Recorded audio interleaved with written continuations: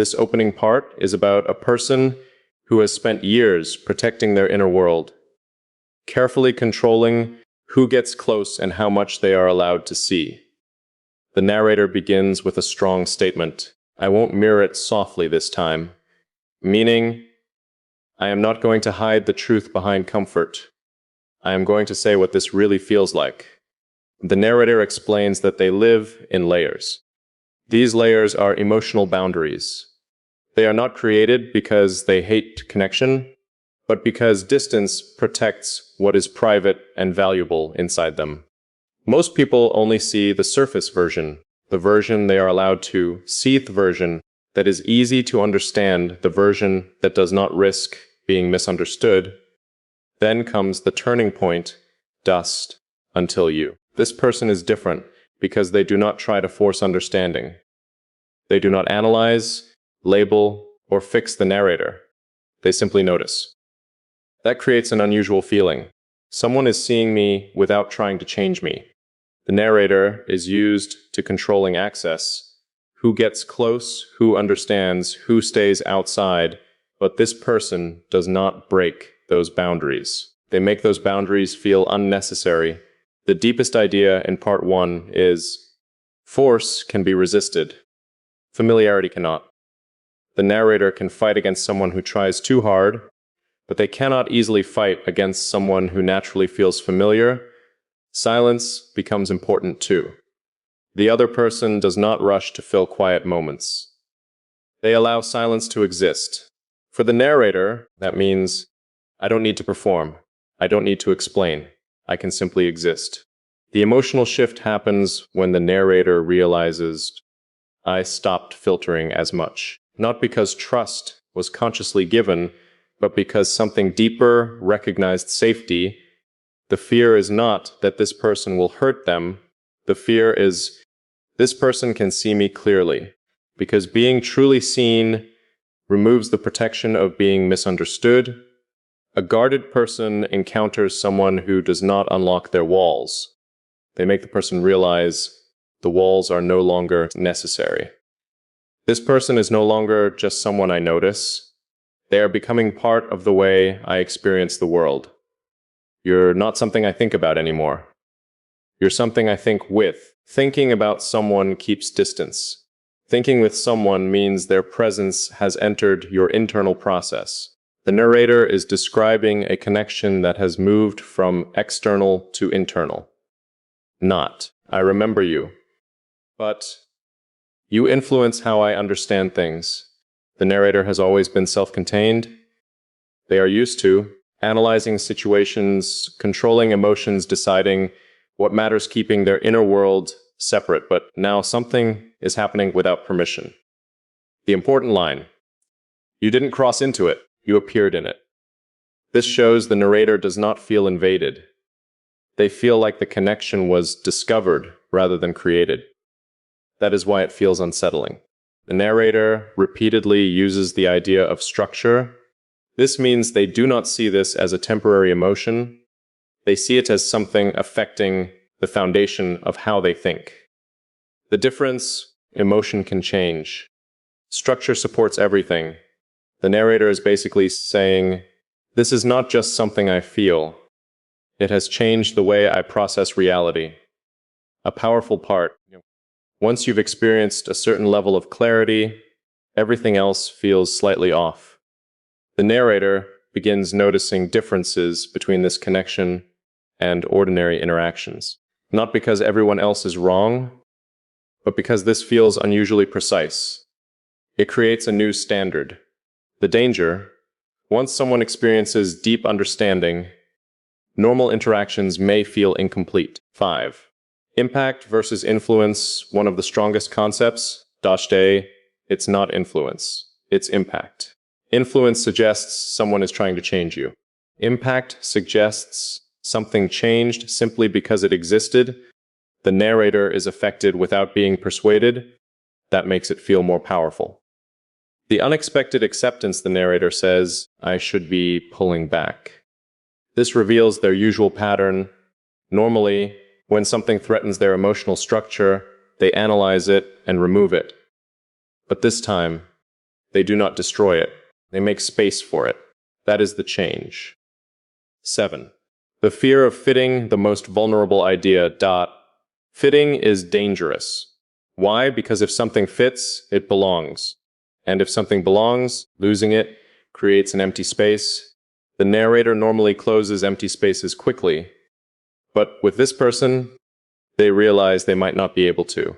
It is about the moment when connection stops being an experience and becomes part of identity. The narrator is no longer asking, "Why do I understand this person?" They are asking, "Why has this person changed the way I understand everything else?" The core message. The most powerful connections are not always the ones that demand attention.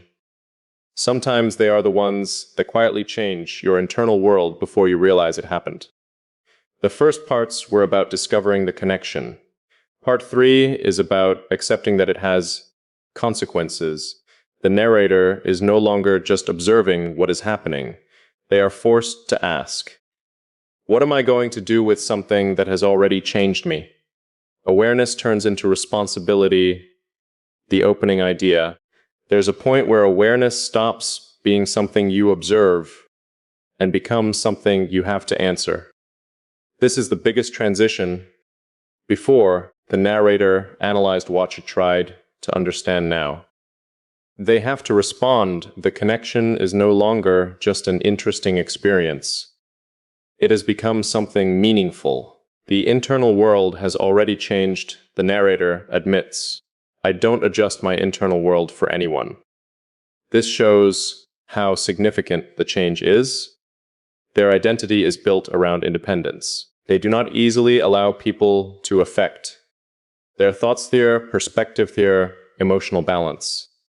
But this person has already created a shift, not through demands, not through pressure, through presence. 3. The fear of defining it, a major conflict appears.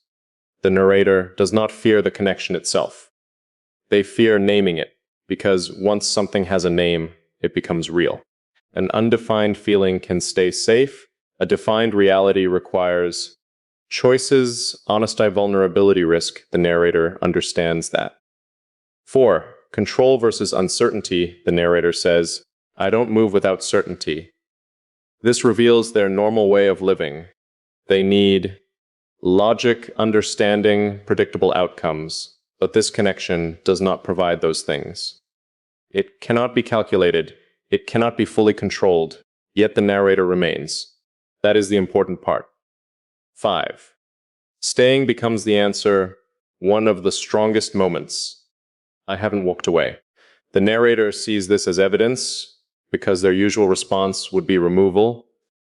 If something feels unstable, they analyze it, they create distance, they close the door, but this time they stayed. That silence becomes a choice. 6. The hidden decision. The narrator realizes, on some level, I've already made a choice. This means the decision was not made through a dramatic moment.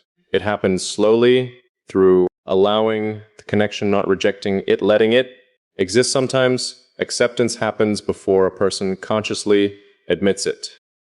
7. The final question changes. Earlier, the question was, what is this? Now the question becomes, what will I do with it? That is emotional maturity. The narrator has moved from analysis into action. Overall meaning of Part 3. Part 3 is about surrendering control without losing yourself. The narrator realizes that this connection does not weaken them. It changes them. The central idea, I did not choose when this became important. I only chose whether I would acknowledge that it already was. This part ends at the edge of a decision, where understanding is no longer enough, and the narrator must decide how to live with what they have discovered. The earlier parts built toward this moment. Part 1. Someone sees me. Part 2. Someone has changed the way I experience things. Part 3. I cannot ignore this anymore. Part 4 becomes, I have to accept what this means. 1. The end of observation. The narrator has spent the entire journey analyzing the connection. They studied it. They questioned it.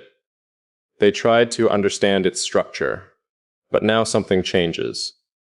They realize understanding is no longer the same as control. Some things cannot be solved.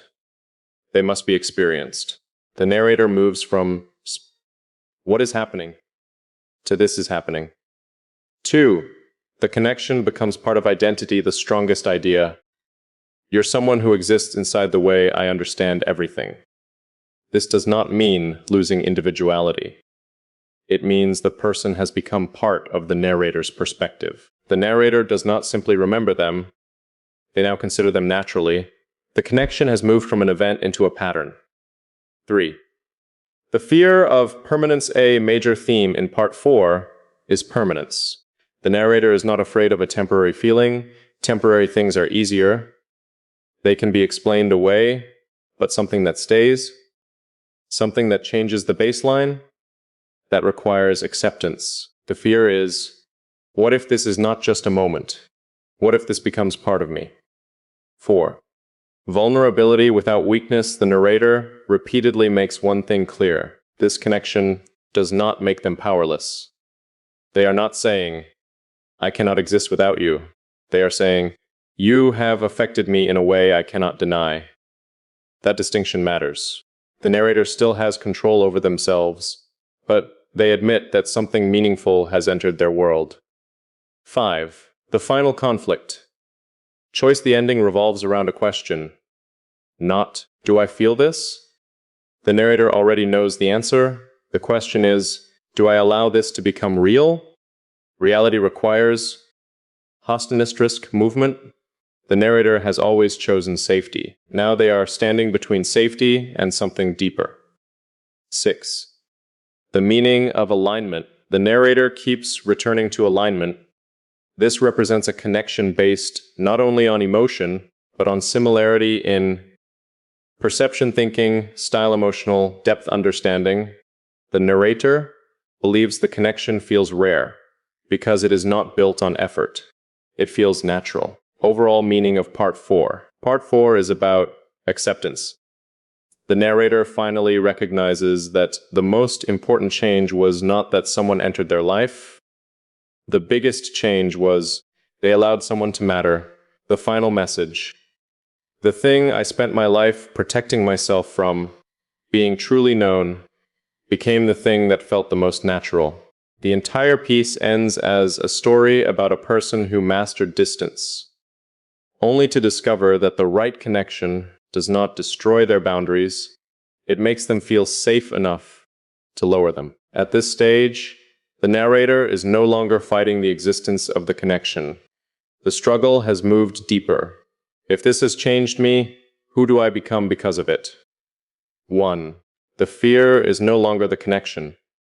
It is transformation. Earlier, the narrator feared being seen. Then they feared being affected. Now the fear becomes, what happens when something becomes part of me? Because change is permanent in a way emotions are not.